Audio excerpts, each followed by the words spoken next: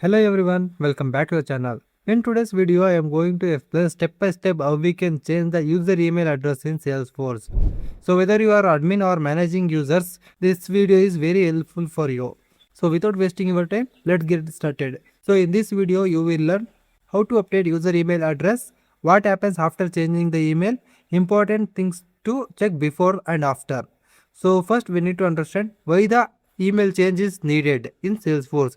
You might need update users emails when employee email was changed, user moved to different department, incorrect email was entered in earlier. In that time we will go with email change option in users. So important things we need to remember before changing any user's emails. So that is you need system administrator or proper permissions. User must have access to the new email inbox. Salesforce will send a verification email to the current email. So change will not complete until verified. Means if you update new email also, it will show old email. Once you verify the email in your inbox, it will automatically update to new email. Until that, it will be showing only previous email.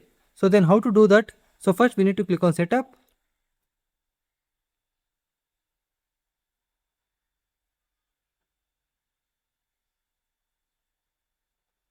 In quick find box, you need to search users. Open users. In this you can find the number of users. So we need to select the which user we need to change the email address.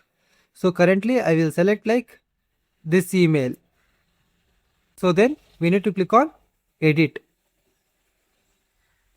So in here we have a email. So just click on that email, select all, remove previous email. So now I need to enter new email. So which email I will enter? I will enter my email. So this is my email. I will enter and click on save. Even I update the new email, it will currently showing old email because until you verify that particular email, it will show previous only. So I just verified by using my email. I will refresh once. Currently you can see that new email ID is updated successfully. So this is how we can update the email for the any user. So must and should, once you update the email, you need to verify. Otherwise, it will not update. Email entered.